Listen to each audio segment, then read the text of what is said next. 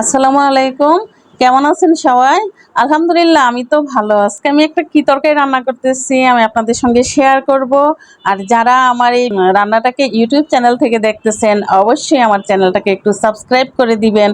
যারা ফেসবুক থেকে দেখতেছেন আমার পেজটাকে ফলো করে লাইক দিয়ে আমার সাথে থাকেন। আর আমি কি রান্না করতেছি আমি আপনাদের সঙ্গে শেয়ার করব।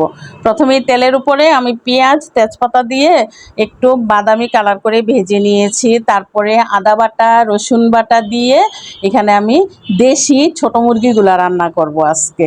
তো আমি কিভাবে রান্না করতেছি আপনারা খেয়াল করেন। আমার এখানে আমি কচি মুরগি তো তাই আমি একটু তেলটার উপরে ভাজা ভাজা করে নিতেছি। তারপরে দিয়ে দিলাম হলুদ গুঁড়া, মরিচ গুঁড়া, জিরার গুঁড়া, গরম মশলার গুঁড়া দিয়ে ভালো করে নেড়ে চেড়ে মাংসটার সঙ্গে মিশিয়ে দিতেছি।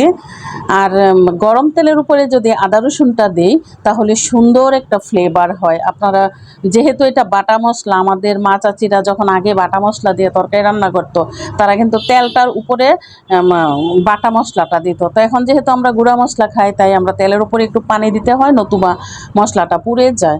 কিন্তু যেহেতু আদা রসুনটা বাটা, এজন্য গরম তেলটার উপরে যদি বাটা মশলাটা দিই তাহলে ফ্লেভারটা খুব সুন্দর হয়। তো আমি মাংসটাকে একটু মশলা দিয়ে নেড়ে চেড়ে কষানো ভাজার পরে আমি এখানে কিছু পেঁয়াজ দিয়ে দিলাম উপরে, তারপরে লবণ দিয়ে দিলাম, দিয়ে ভালোভাবে এটা নেড়ে চেড়ে মিশাই নিতেছি।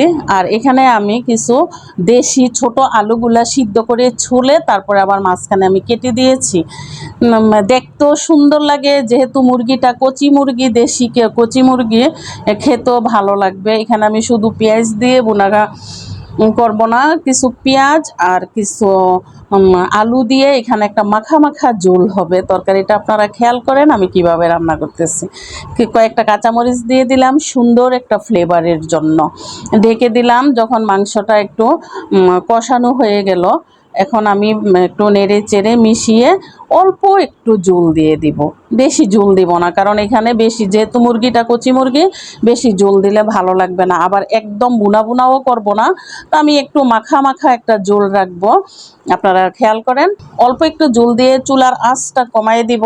একদম মিডিয়াম হিটে আমি মুরগিটাকে জাস্ট একটু সিদ্ধ করে নেব যেন। আর এইভাবে রান্না করলে এই দেশি মুরগির তরকারিটা কি যে সুন্দর একটা ফ্লেভার হয় আর খেতেও ভালো লাগে। এটা রুটি, ভাত, পোলাও সব কিছুর সঙ্গে খাওয়া যাবে এবং খুব ভালো লাগবে খেতে।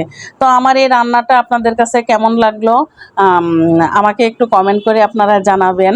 দেখেন কি সুন্দর হয়েছে তরকারিটা দেখতে। যদি আপনাদের কাছে ভালো লাগে তাহলে আমার ভিডিওটা একটু শেয়ার করে দিবেন। আল্লাহ হাফেজ।